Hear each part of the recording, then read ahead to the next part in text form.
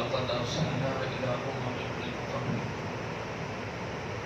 فأخذناهم بالبأساء والضراء لعلهم يتضرعون. صدق الله العظيم. سورة الشريف رضي الله عنه سيدنا وشفيعنا وحبيبنا مولانا محمد الكرم وآله الكرام الكريم وآله وأصحابه وسلم. صلى الله تعالى عليه وسلم.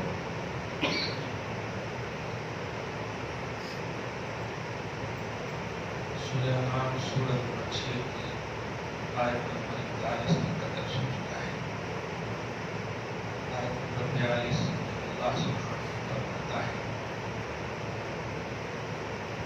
تحقیق کے ہم نے اے حبیب مکرم آپ سے پہلے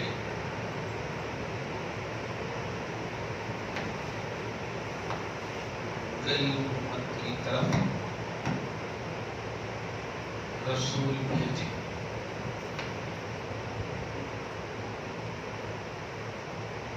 آسان مفہوم یہ ہے کہ آپ سے بھی پہلے میرے پیغمبر جتنے باتی کرے ہزاروں کی تعداد میں لوگوں کی رشد و ہدایت کے لیے میں نے ارسال کیا، مبعوث کیا.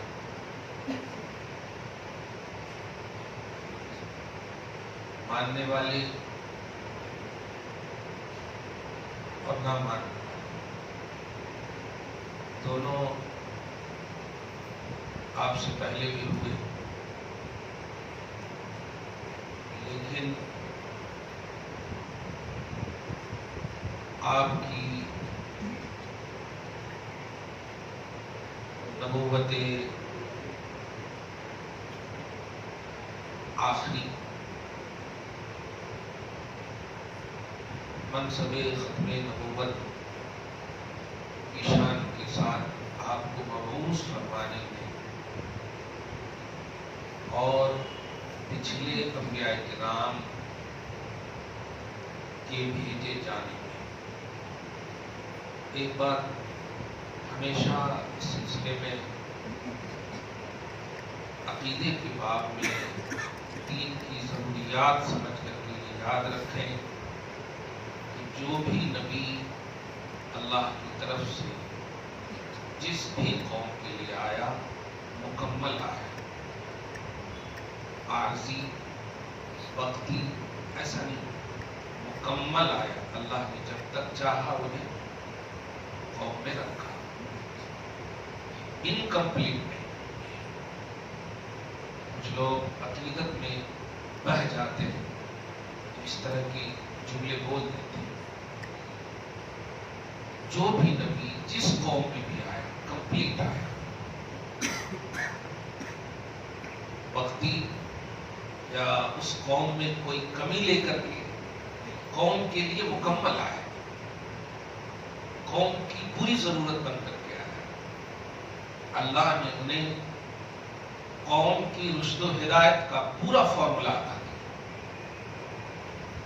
آسان لفظ میں انکمپلیٹ نہیں آیا کہ قوم یہ سوال کر بیٹھے کہ یہ تو آپ کے پاس ہے نہیں، کہاں جاؤں. ایسا نہیں.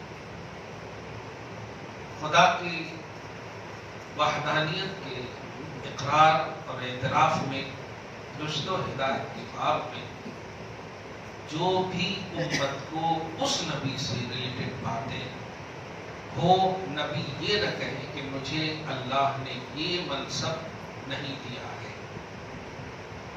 جو بھی نبی جس قوم میں بھی آیا کمپلیٹ آیا، مکمل آیا. ہمارے اور آپ کے نبی محمد عربی صلی اللہ علیہ وآلہ وسلم چونکہ امام الانبیاء ہیں، اس لیے ان کا عنوان کامل نہیں اکمل ہے. اکمل اسے کہتے ہیں جو کامل کی طرف دیکھتے ہوئے مکمل ہو. کامل کی طرف، کمپلیٹ کی طرف دیکھتے ہوئے یہ فل کمپلیٹ ہے. تو اکمل الانبیاء ہے آپ. جتنی بھی اوصاف، کمالات، اعزازات، انعامات اللہ نے دیگر انبیاء کرام کو عطا فرمائے وہ تو ان میں ہے ہی، ایکسٹرا جو ان کے لیے لازم ہے اللہ نے وہ بھی عطا فرمایا۔ چنانچہ قرآن کہتا ہے وَرَفَعَ بَعْضَهُمْ دَرَجَاتٍ، اس نبی کو ہم نے درجوں بلندیاں عطا فرمائی۔ اور جب اللہ تعالیٰ درجوں کی کوانٹیٹی بیان نہ کرے تو اس کو اسی حالت میں رکھ کر کے یہ کہا جائے کہ بے شمار اور بے حد اللہ پاک نے آپ کو کمالات عطا فرمائے۔ یہاں پر جو آیت کریمہ ہے، اس آیت کریمہ میں ان بلیور، جو بلیو نہیں کرنے والے لوگ ہیں، ان کو بتایا یہ جا رہا ہے کہ فَأَخَذْنَاهُمْ بِالْبَأْسَاءِ وَالضَّرَّاءِ لَعَلَّهُمْ يَتَضَرَّعُونَ، کہ اگر ہمارے بھیجے ہوئے پیغمبر کو لوگوں نے نہیں مانا تو ہم نے تکلیفوں میں، مشقتوں میں انہیں مبتلا کر کے ایسی گرفت کی جو آج کے حساب سے اگر بولو نسلیں ایک دم بالکل باخبر ہو گئی کہ نہیں، ہمیں ایسی غلطی نہیں کرنا چاہیے۔ آپ بھی بولتے ہیں نا ایسا کرو گا کہ نسل در نسل یاد رکھو گے، تو اللہ پاک اسی کی طرف منظر کشی فرما رہا ہے کہ فَأَخَذْنَاهُمْ بِالْبَأْسَاءِ، جن لوگوں میں اپنے نبی کو بھیجا ان لوگوں نے نہیں مانا تو ہم نے بأسا اور ضرّا، مشقت، تکلیف کے ذریعے سے انہیں پکڑ لیا۔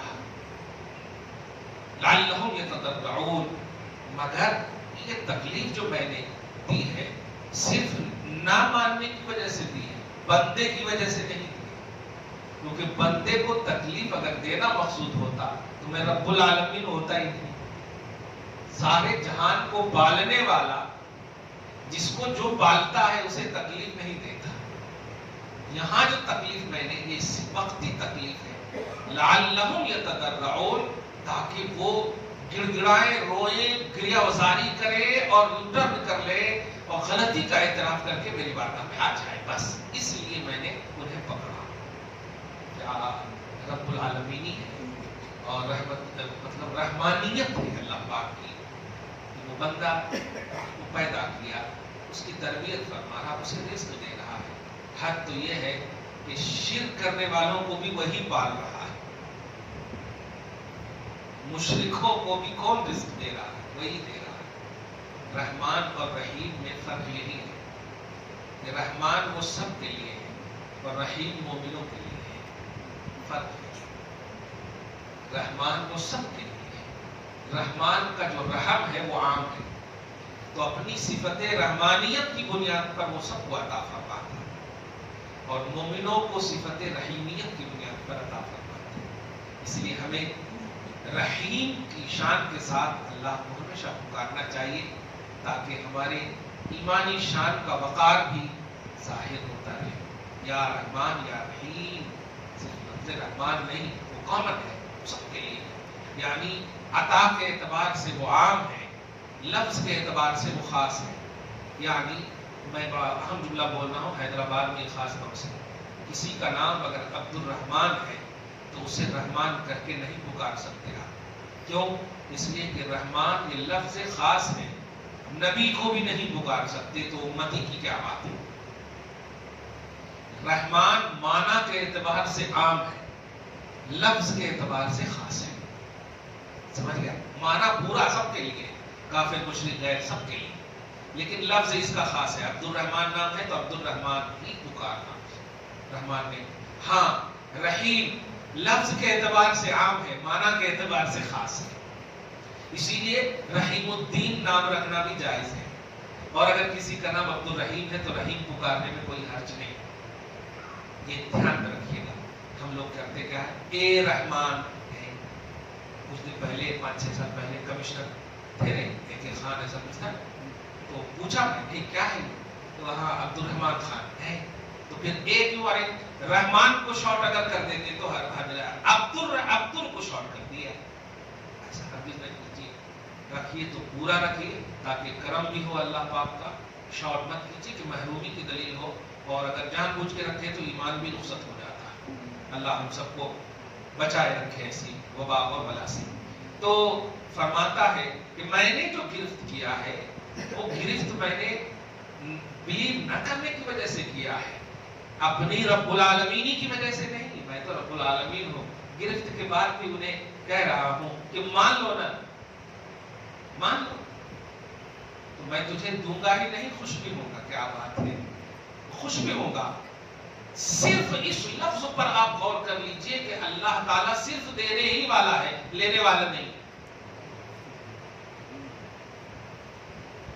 اللہ کھلاتا ہے، کھاتا نہیں. بس اس لفظ پہ غور کر لیجئے. باپ کو والد کیوں کہا جاتا ہے؟ کیونکہ وہ کھلاتا ہے تو کھاتا بھی ہے. وہ بھوکا نہیں رہتا چاہے کچھ بھی ہو، وہ بھی شکم سہری، اس کے پاس نفس ہے. لیکن اللہ کی شان ہے یطعم ولا یطعم، وہ کھلاتا ہے کھاتا نہیں ہے. کمال ہے. ایسا بے نفس اور بے لوث معبود کو ہم نہ مانے تو کسے ہم مانے؟ ناریل چڑھنے والے. کمال ہے. یہ تو کھانے پینے کی بات آ گئی. اس لیے اللہ کی شان پر فخر کیجئے کہ ہم اس ذات کو مانتے ہیں جو صرف عطا کرنے والی ذات ہے، صرف دینے والی ذات ہے. وہ ہم سے کچھ نہیں مانگتا. اسی لیے عبادتوں کے باب میں بھی آیت پر غور کریں گے تو کہتا ہے اعبدوا ربکم، نماز پڑھو، عبادت کرو. اسی طرح کہتا ہے روزہ رکھو. لیکن نتیجہ دیکھیے لعلکم تتقون. نماز پڑھو گے، عبادت کرو گے، روزہ رکھو گے تو میرا بھلا ہوگا نہیں، تیرا بھلا ہوگا. لعلکم تتقون، تم متقی بنو گے، تم پرہیزگار بنو گے. یہ کتنی بڑی بات ہے. یعنی عبادت کا بھی فائدہ بندوں کو. حکم تو میں دے رہا ہوں، فائدہ تیرا ہی ہے، بھلا تیرا ہی ہے. تو اللہ نے جو حکم دیا ہے اس میں صرف محکوم کا بھلا ہے. حاکم کا ظاہری طور پر بھلا کا کوئی عنوان ہی نہیں. وہ تو احسن الخالق ہے، بیدک الخیر، بھلائیوں کا وہ سرچشمہ ہے، وہیں سے سب رہتے ہیں. یعنی لینے کا عنوان نہیں. تو رب نے جیسے قوم موسیٰ پر پہاڑ بھی جو لائے ہیں وہ صرف اپنی قدرت کی شاہکاریت اور نبی کو بلیو کرنے کے لیے ایسا کیا. چنانچہ آگے فرماتا ہے فلولا اذ جاءہم بأسنا، کیوں نہیں ہوا ایسا کہ جب میرا عذاب ان کے پاس آیا. تضرعوا، ایسا کیوں نہیں ہوا کہ وہ رونے لگے، کاش وہ گڑ گڑا کرے اللہ معاف کر دے، اللہ معاف کر دے، اب میں مانوں گا. اگر ایسا بول بھی دیتے صاف دل سے تو میں ان کے پاس میں بولتا بالکل معاف کر دیتا. ایسا کیوں نہیں ہوا کہ میں نے عذاب نازل کرنے کے بعد بھی یہ نبی کو نہیں مان لیا؟ ایسا کیوں نہیں ہوا؟ اللہ پاک کیا منظر کھینچ رہا ہے، وہ سمجھا رہا ہے. فلولا اذ جاءہم بأسنا، کیوں ایسا نہیں ہوا کہ جب ہم نے ان کے پاس اپنا عذاب بھیجا تضرعوا، تو گریہ وزاری کرتے، روتے، گڑ گڑاتے میری بارگاہ میں. لیکن قسد قلوب، لیکن دل قساوت کا شکار تھا، دل گھٹ تھا، مہر لگ گئی تھی. اس لیے وہ گڑ گڑانے، رونے، یوٹرن کے بجائے اسی پر قائم رہے. اور اسی قائم رہنے کو کیا سمجھے؟ زین لہم الشیطان ما کانوا یعملون، شیطان نے ان کے سامنے ان کے بدعمالیوں اور بدعقیدگیوں کو ایسا خوبصورت بنا کر پیش کیا کہ انہیں خوش ہو گیا کہ نہیں میں اچھا، میں صحیح کر رہا ہوں. میں ہمیشہ ایک جملہ بولتا کہ جب اللہ تعالیٰ نے ابلیس کو کہا سجدہ کر، سب کو کہا تھا، اس میں ابلیس کو بھی کہا سجدہ کر، تو ابلیس نے کہا نہیں کروں گا. اللہ پاک نے کہا کیوں؟ مگر اس میں اس کیوں میں ایک لفظ تھا، ما منعک اذ امرتک، کس چیز نے تمہیں روکا جب میں نے تمہیں حکم دیا. اس لفظ میں پہ غور کیجیے گا تو خدا اپنی ربوبیت اور خالقیت کا اظہار اور ابلیس کی مخلوقیت کو واضح کرنا چاہتا ہے کہ میں خالق ہوں نا، میں رب ہوں. اور جب میں نے حکم دیا، آدم نے تو حکم نہیں دیا نا کہ مجھے سجدہ کر، میں نے حکم دیا، میں نے حکم دیا تم کو سجدہ کرنے، تو توحید سجدہ تو کر ہی رہے ہو نا، عبادت تو کر ہی رہے ہو. یہاں پر بھی تو میں نے ہی حکم دیا نا کہ اسجدوا لآدم. تو اب دیکھیے وہاں پر کٹ دلیل دیکھیے، نہیں تو نے حکم دیا ٹھیک ہے، لیکن وہ مجھ سے بہتر نہیں ہے اس لیے میں سجدہ نہیں کروں. یہیں پر وہاں رونگ ہے، ایک دم ٹوٹلی رونگ ہے. کیونکہ اس نے ایک جملہ کہا کہ وہ بہتر نہ بہتر، یہ کہنے کا حق کس نے دیا؟ تو کوئی فرینڈ سے یہ بات کرے تو ایک بات ہے، وہاں خالق اور مخلوق کا کانسیپٹ بتا دیا اللہ تعالیٰ کہ میں نے تمہیں حکم دیا، میں نے تمہیں پیدا کیا. اس کا صاف مطلب یہ ہوا میں خالق ہوں. اور جب میں خالق ہوں تو اپنی حیثیت تو سمجھ لے، میں نے تو بتا دیا اپنا لیول۔ گویا مخلوق کو صرف خالق کی بات ماننی چاہیے اور اس میں اعتراض نہیں کرنی چاہیے، یہی بتانا چاہ رہا تھا اللہ تعالیٰ، لیکن اس نے مانا نہیں۔ اللہ پاک نے راندے پا رہا ہے۔ اللہ پاک جو ہے جب بندے پر اپنا نالج، دھیان دیجیے گا، اپنا ایجوکیشن، اپنا پڑھنا عقل پر حاوی ہو جائے تو گمراہیت وہیں پر ہے۔ اس لیے کبھی بھی یاد رکھیے گا، نبی علیہ السلام نے 4 چیز سے اللہ کی پناہ مانگنے کی جو دعا دی ہے ان میں ایک علم بھی ہے۔ 4 چیز سے، اللہم انی اعوذ بک من علم لا ینفع، اے اللہ میں تیری پناہ مانگتا ہوں ایسے نالج سے، ایسے علم سے جو نفع نہ دے،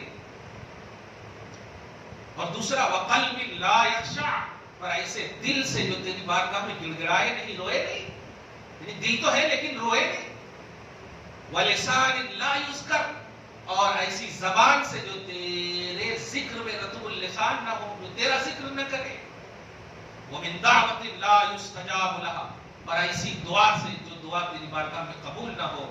اخیر میں کہتے ہیں اے اللہ ان 4 سے تیری پناہ مانگتا، تو ان میں ایک علم بھی ہے۔ دیکھا آپ نے، نبی یہ سکھا رہے ہیں آپ کو کہ آپ کے پاس نالج، علم، یہ اپنی جگہ پر جتنا بھی ہو پڑھ لیا، لیکن عقل کو اس کے اوپر حاوی رکھیے کہ میں بندہ ہوں، میں نبی کا امتی ہوں، میں بلیور ہوں، میں فالوور ہوں، میں نیچے ہوں، یہ ایک دم یہ عقل آپ کی اس پر حاوی رہنی چاہیے، کیونکہ اگر عقل نیچے آ گئی اور علم، میں پروفیسر ہوں، میں یہ ہوں، یعنی پڑھے لکھی کی بات آ گئی تو ہو گیا کام۔ اسی لیے یاد رکھیے گا، جاہل رہو لیکن عقل مند رہو، پڑھ لکھ کر کے گمراہ گستاخ نہ بنو۔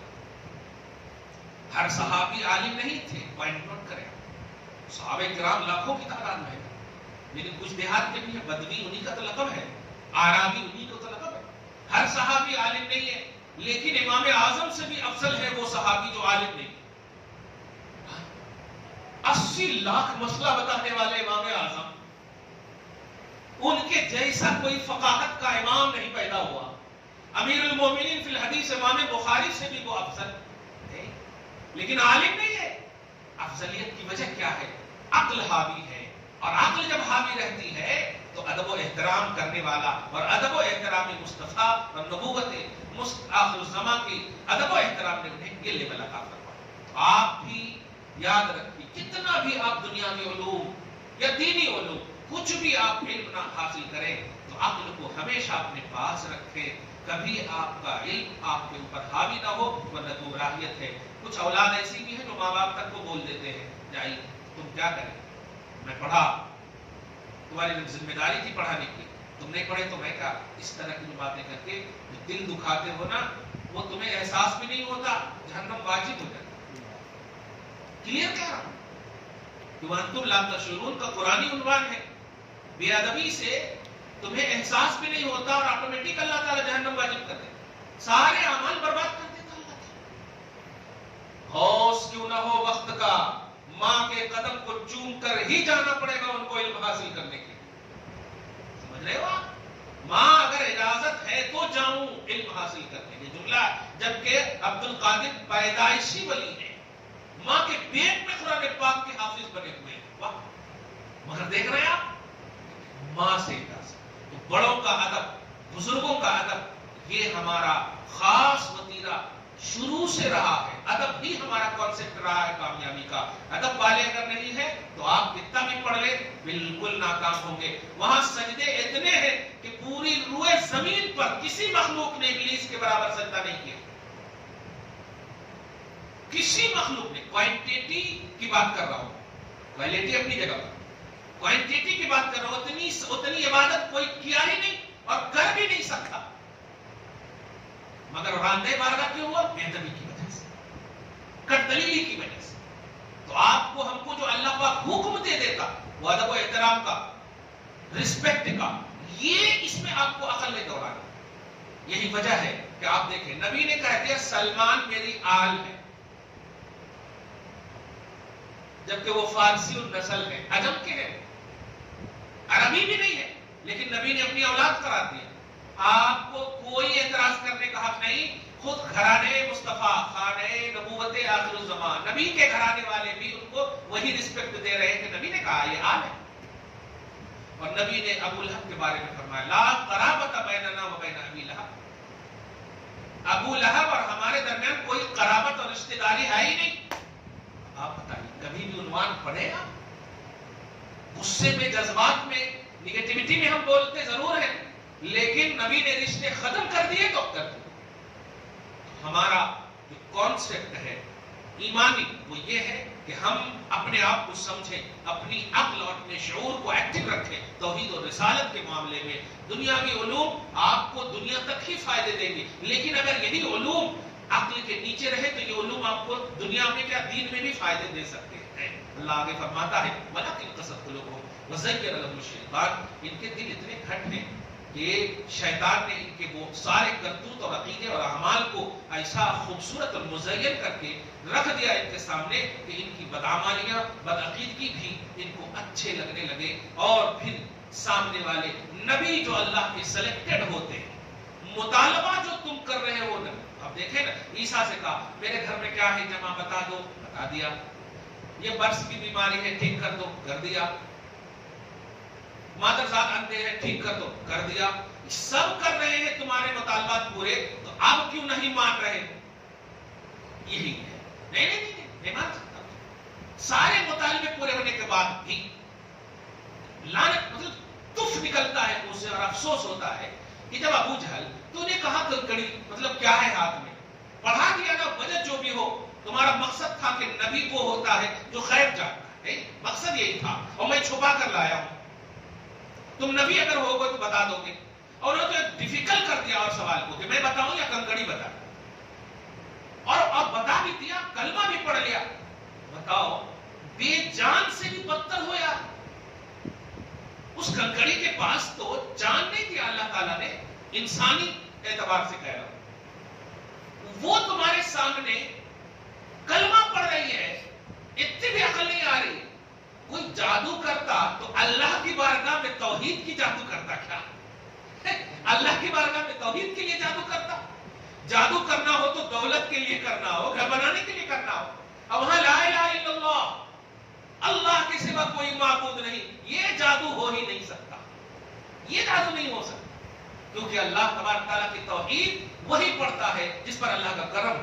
وہ جادوگری سے کوئی پڑھ ہی نہیں سکتا. اللہ فرماتا ہے فلما نسوا ما ذکروا به، جب وہ لوگ بھلا دیے وہ تمام نصیحتیں جو ان کو کی گئی، فتحنا علیہم ابواب کل شیء. آپ یہاں پر یہ دیکھیں، ہم لوگ یاد رکھیے گا کہ خوش نہیں ہو جائیے کبھی بھی دولتوں کے معاملے میں. جب دولت آئے نا تو سمجھیے کہ وہ آسمانی شے.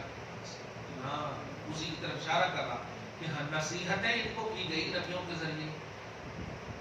نصیحتیں نہیں مانی، ہم نے دولتوں کے انبار انڈیل لی. فتحنا علیہم ابواب کل شیء، ہر چیز کا دروازہ ان کے لیے کھول دیا جو چاہیے یہ لو. اور اس کے بعد سنی کر حتی اذا فرحوا بما اوتوا، یہاں تک کہ جب وہ میری نوازش اور عطا پر خوب خوش ہونے لگے اور بھول گئے جس کو عطا کیا وہ تو لے لیے، عطا کرنے والے کو بھول گئے تو اخذناہم بغتۃ،